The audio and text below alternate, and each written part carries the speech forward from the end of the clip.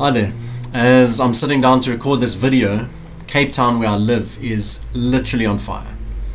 There was a huge fire yesterday that burnt a lot of the university, and people have been doing everything they can do to put out the fire and to make sure that everybody who has been deeply affected by the fire is safe and fed and being looked after.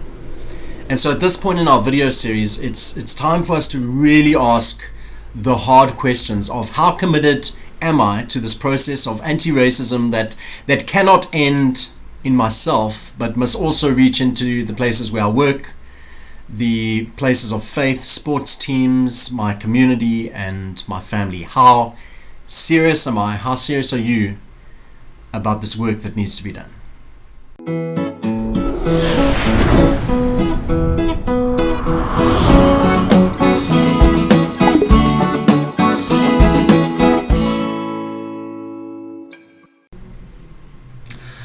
Hi there. As I'm sitting down to record this video, Cape Town, where I live, is literally on fire. There was a huge fire yesterday that burnt a lot of the university, and people have been doing everything they can do to put out the fire and to make sure that everybody who has been deeply affected by the fire is safe and fed and being looked after.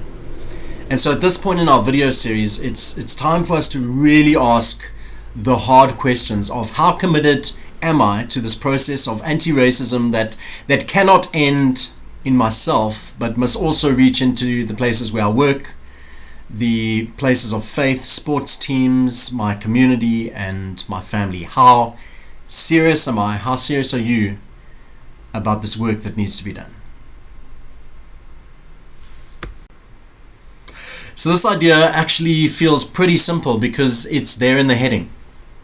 Pay the people to do the work with you, not for you. This is work that you have to do in your spaces of work and faith and all those other places.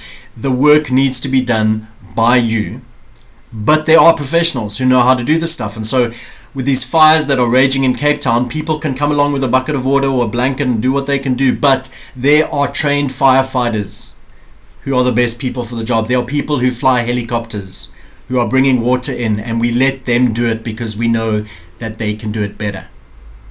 And then we get involved where we need to get involved, helping out with food and logistics and transport and accommodation. But the people that can do the job, we let them do the job.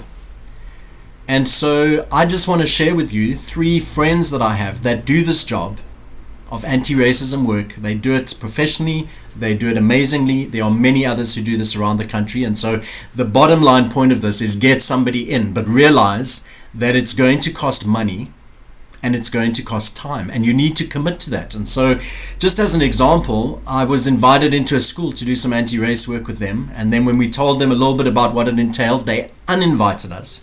And within a year, they were making newspaper headlines again for another race incident. And that we've seen it happen with so many schools that refuse to do the work. They refuse to pay, and they end up paying in many other ways.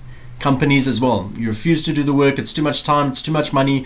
It will end up costing you time and money. And so 3 people I want to shout out to that you should get hold of to do this work, and you should pay them, are my friend Lovelyn Wadei, who's up in Joburg. She has her own company, Ellen N Advisors, and she does work on anti-racism and anti-discrimination. My friend Asanda Ngoasheng from Cape Town. She is a diversity trainer, and she does a lot of work with schools and companies. And then my third friend is Hani DeToy from Communication Coaching. She is a speaker and a facilitator and coach. All 3 of those women do this work amazingly.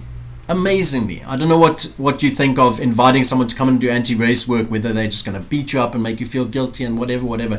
These women will come into your spaces and they will work with your teams, and you will end up feeling better about yourself, because dealing with race and dealing with the racism in us and moving past it, or starting to do the work to get past it, makes us feel better about ourselves. This is a good thing. And then lastly, in some spaces, it makes sense to have white people speak to the white people in those spaces to kind of prepare them somewhat for the anti-racism work that needs to take place. And myself and my friend Megan Horowitz have been doing that. We are available to do that. But these things Just as with the fire, what are you going to do to make sure that the fire goes out? We're going to do whatever it takes, and there is a fire raging. The fire of racism still rages strongly in South Africa, and until we start working in systems that continue to propagate racism, the personal work doesn't matter if we're not dealing with the systems and the structures. And so get hold of the people that can do that work well, invite them to come and work in your spaces, pay them, and commit to paying whatever time and money is necessary to deal with this stuff so that we can move on so much better from here.